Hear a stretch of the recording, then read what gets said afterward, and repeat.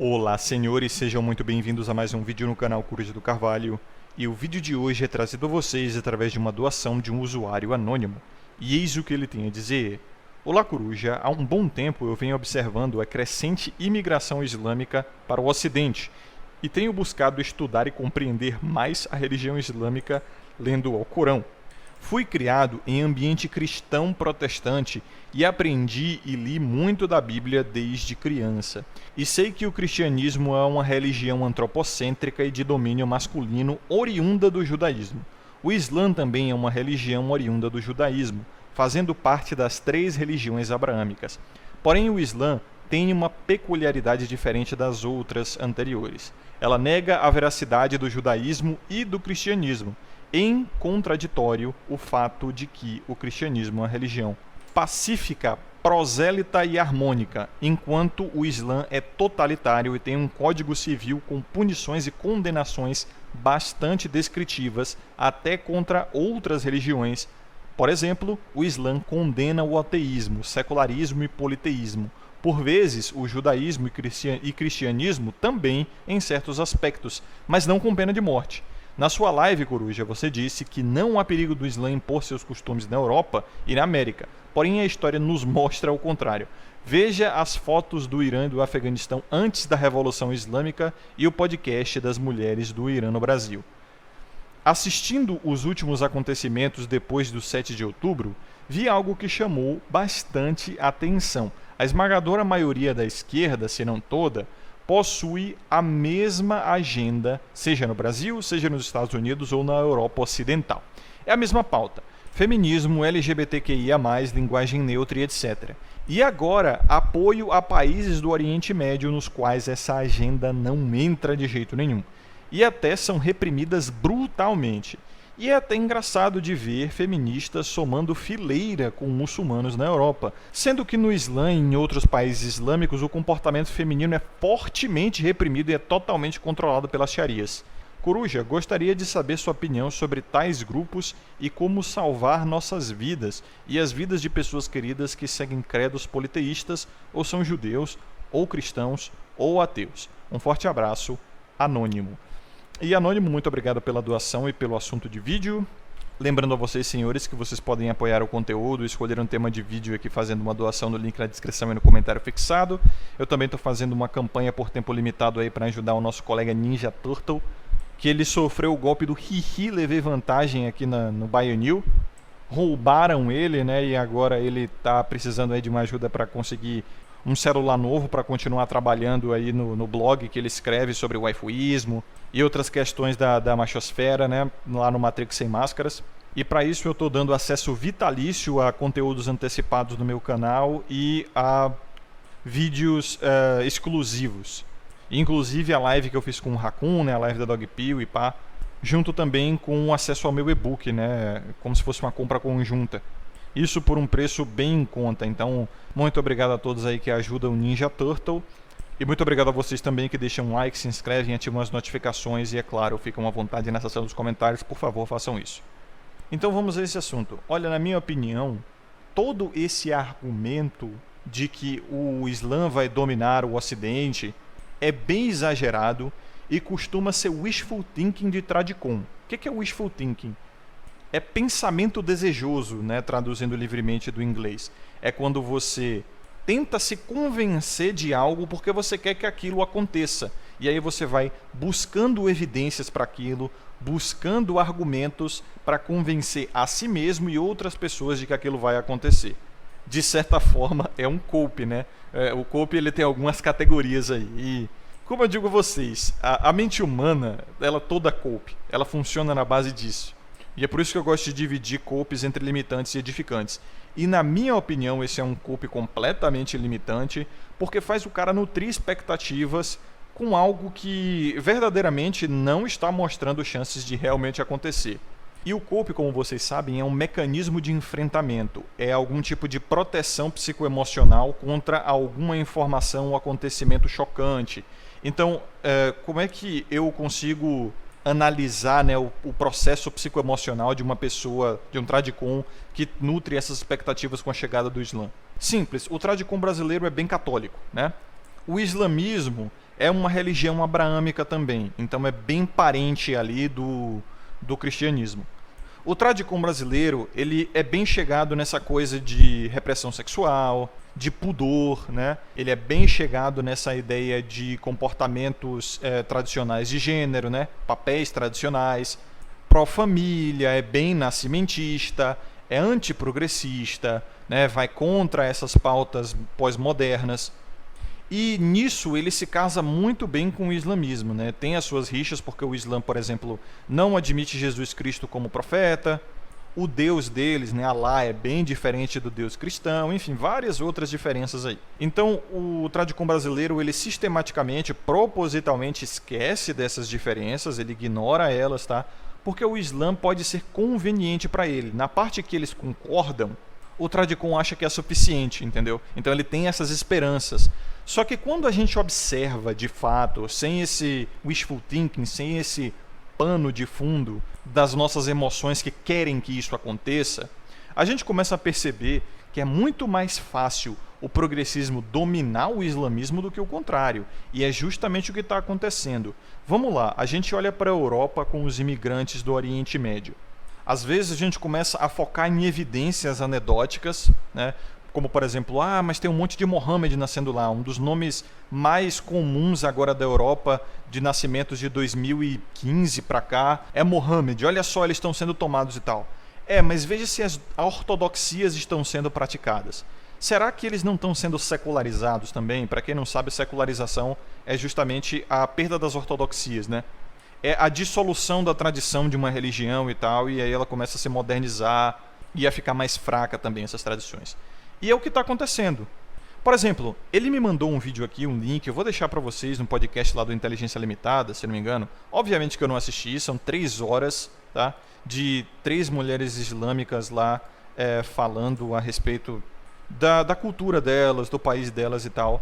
E você percebe que nenhuma delas aqui está com hijab, né? Que é aquela manta, meio que roupa de freira, que as islâmicas usam. Que para um islâmico raiz, meu irmão, isso aí é uma heresia tremenda, tá? Uma heresia tremenda.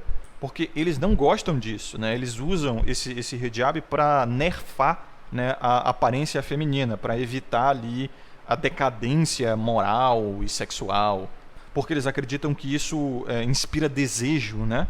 A mulher mostrar o corpo, o rosto, o cabelo inspira desejo. Homens sem barba também, eles acham que isso inspira desejo, até em outros homens. Então o homem tem que estar sempre barbudão. Aí elas todas com processos estéticos, sabe? Cabelo pintado, maquiadas e tal. E aí você olha assim e fala, cara, isso não está dentro das ortodoxias islâmicas. E eu não estou nem falando isso com tom de julgamento, tom pejorativo. Cada um faz o que bem entender. Eu só estou usando esse ponto para mostrar para vocês que é muito mais fácil o progressismo dominar e secularizar uma religião, por mais fundamentalista que ela possa ser, do que o contrário. Porque o progressismo é meio que a natureza humana, tá? É faça o que tu queres, é a lei de Telema, é muito gostoso. O progressismo é gostoso. O que o progressismo exige e oferece? O progressismo, ele exige que você abaixe a cabeça para as pautas deles. O progressismo ele também é uma religião, é um culto, uma seita, tá? O ser humano ele não consegue escapar de seitas. Existem seitas que são admitidas e outras que não, mas se você observar os arquétipos ali, você percebe que o progressismo é toda uma seita. Tem deuses, tem semideuses, tem criaturas angelicais, tem demônios, inimigos, bárbaros, tem profetas ali. O ser humano ele não consegue escapar da sua mentalidade seitista, porque a gente evoluiu assim, acreditando nessas coisas, se comportando dessa forma. Então o progressismo, ele exige que você acredite nas pautas deles, né, que você concorde com as pautas deles, o que é bem fácil, você pode até mentir. Você pode se assumir aí uma sexualidade, você pode dizer que você concorda com isso e com aquilo, e o que é que eles oferecem? Eles oferecem muita sacanagem. Oferecem liberação sexual, oferecem uso de drogas, oferecem alívio das suas responsabilidades, oferecem assistencialismo e até mesmo uma rede de apoio, né? Um grupo ali o qual você pode se sentir pertencido.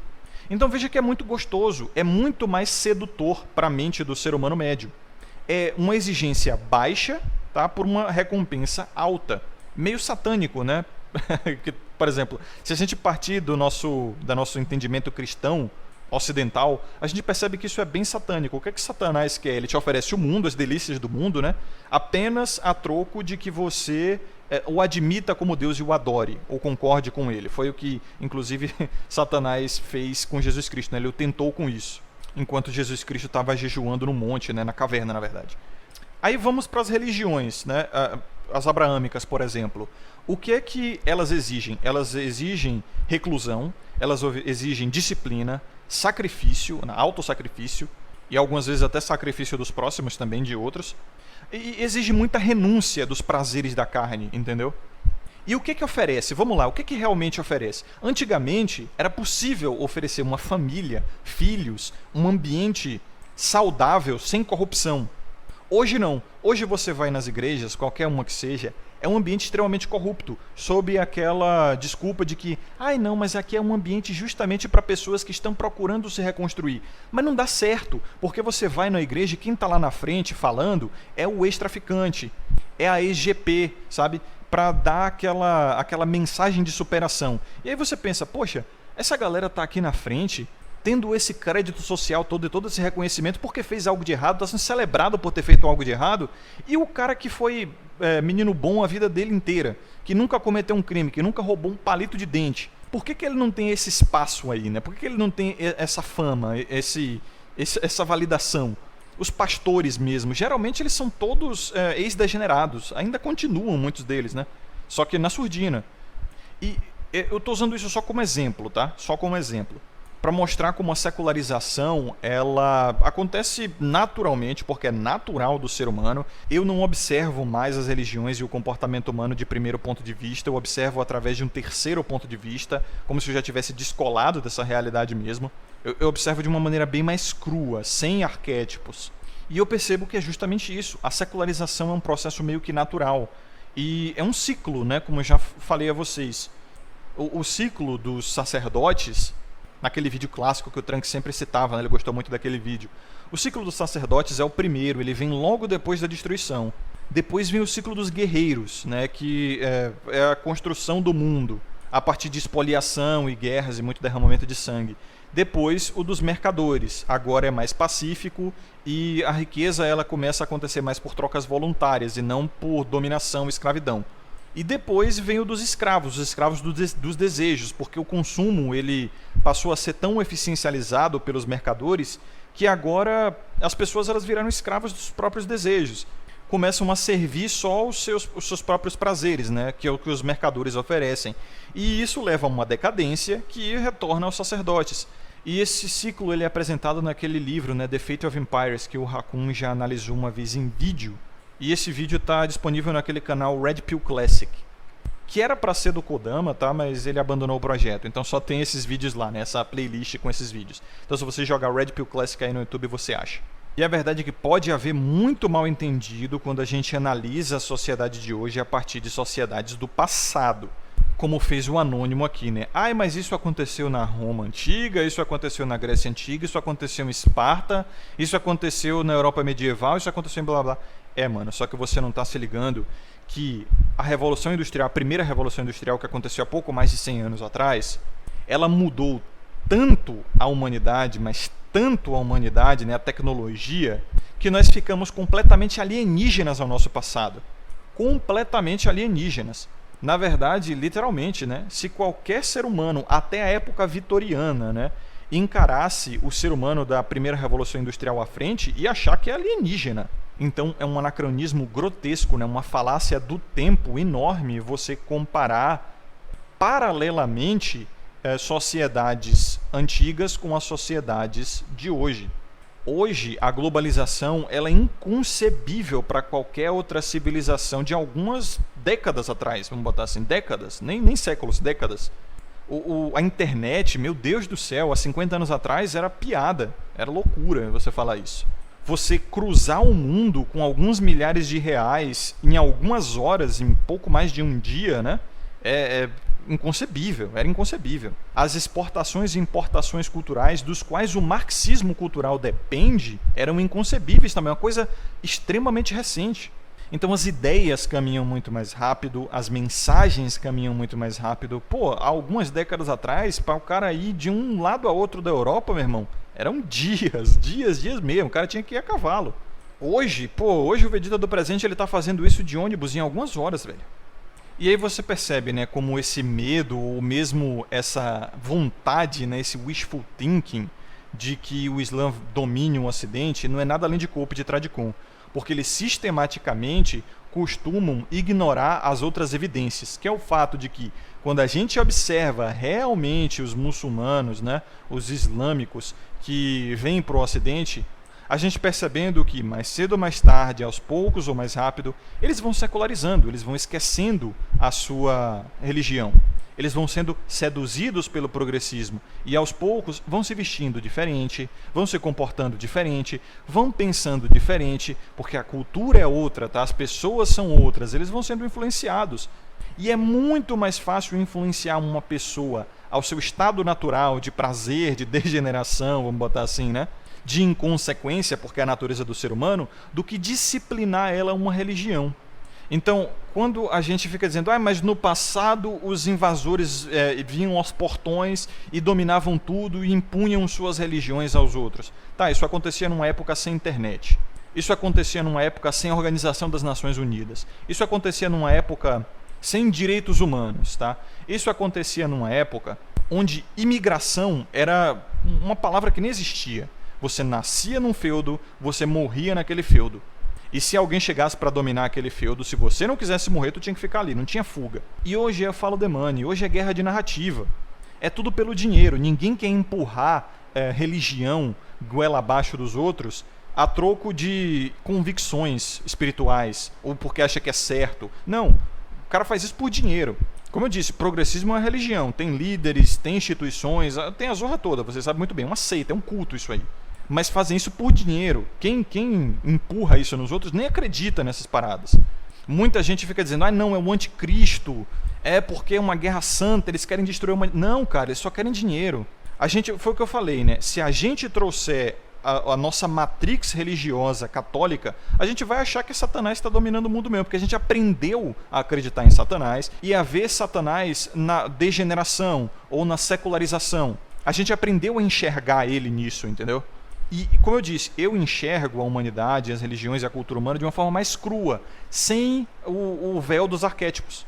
Então, não há ganho financeiro nenhum em ficar empurrando uma religião fundamentalista no resto do mundo. Muito pelo contrário, os caras estão se matando lá no Oriente Médio. É bomba pipocando pra tudo quanto é lado, guerra pra caramba, e a galera tá saindo fugida, povo pobre, povo ferrado, indo pra Europa atrás de uma vida melhor. Então, assim, se a religião deles, né, os trata dessa forma, e na Europa eles encontram uma comunidade que dá a eles uma expectativa melhor de vida, claro que eles vão ser facilmente seduzidos. Por favor, pensem, tá? Essa é uma das discordâncias que eu tive com o Raccoon. Eu não sei até que ponto ele realmente acreditava que isso poderia acontecer, mas ele tinha algum tipo de suspeita, tá? Que talvez isso pudesse acontecer. Eu não sei se ele continua acreditando nisso até hoje, ou suspeitando disso até hoje, mas ele falava bastante nos seus vídeos, se vocês lembram. Que tipo, se o Islã tomar conta é só me converter e eu vou viver bem. Não é bem assim, tá? A maioria dos islâmicos, eles vivem bem mal.